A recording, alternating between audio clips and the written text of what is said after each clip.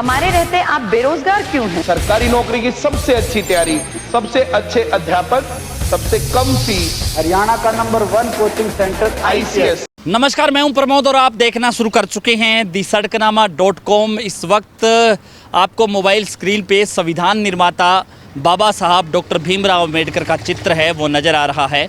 जी हां, इस वक्त मैं एलनाबाद में हूं और डॉक्टर भीमराव अम्बेडकर चौक पे हूं।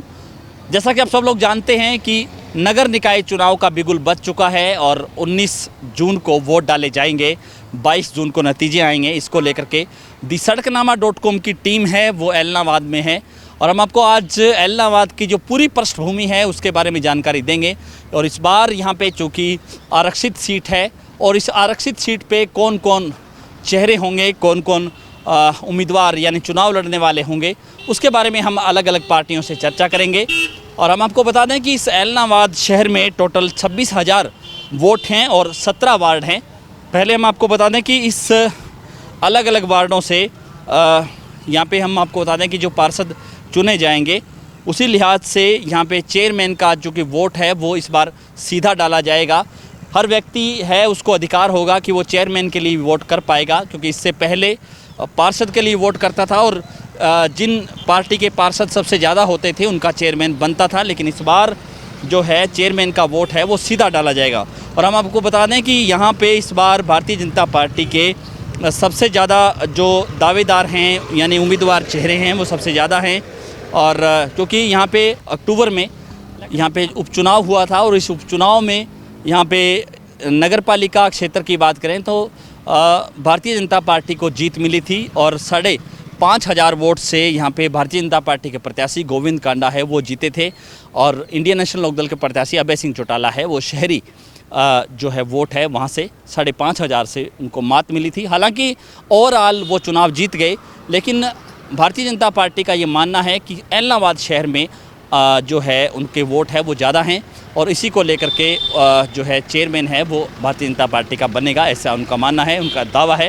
लेकिन हम आपको बता दें कि यहाँ पे किस तरह की परिस्थितियाँ होने वाली है, किस तरह के समीकरण यहाँ पे रहेंगे, क्योंकि पिछले दिनों यहाँ पे भारतीय जनता पार्टी के प्रत्याशी रहे गोविंद कांडा, उन्होंने इस एलनाबाद क्षेत्र से 5 बार विधायक रहे भागीराम, उनके बेटे सुरेंद्र एडवोकेट जिन्होंने भारतीय जनता पार्टी को ज्वाइन किया। सुरेंद्र एडवोकेट पहले इंडियन नेशनल लोकदल के लिए यहाँ पे संभावित चेहरे थे, लेकिन अब भारतीय जनता पार्टी में चले गए हैं। अब भारतीय जनता पार्टी से वो जो है यहाँ पे चेयरमैन के संभावित उम्मीदवार हो सकते हैं। सुरेंद्र एडवोकेट के अलावा कुछ और भी ऐसे नाम हैं जो चेयरमैन के लिए टिकट मांग रहे हैं, जिनमें से सुभाष चौहान हैं और रमेश धाणक हैं जो MC हैं, राजेश कनवाड़िया हैं, सुरजाराम हैं जो MC हैं, अजय कुमार हैं MC हैं, संदीप एडवोकेट हैं। और इसी तरह से कांग्रेस में जो टिकट मांग रहे हैं उनमें से राम सिंह सोलंकी हैं जो पंचायत विभाग में ग्राम सचिव थे और उन्होंने VRS ले लिया चुनाव लड़ने को लेकर के। इसके साथ साथ हनुमान दास पटीर हैं। इसी तरह से इंडियन नेशनल लोकदल की हम बात करें तो विजय कुमार ex-MC हैं और इसी तरह से काशीराम पवार की बात करें जो पूर्व चेयरमैन रह चुके हैं, अनेत राम की बात करें।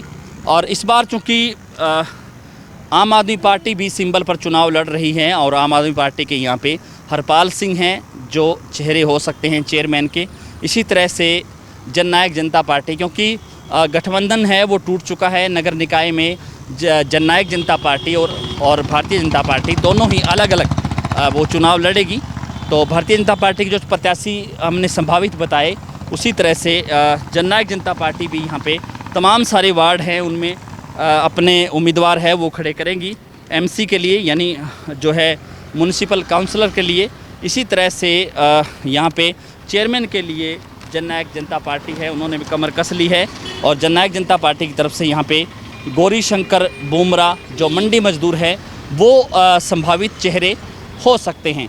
तो ये जो तमाम जो चेहरे थे और चूँकि आने वाले 1 या 2 दिनों में, चूँकि आज नामांकन का दिन था, क्योंकि आज 30 मई है और नामांकन आज से ही शुरू हो चुके हैं, 4 जून तक नामांकन रहेंगे।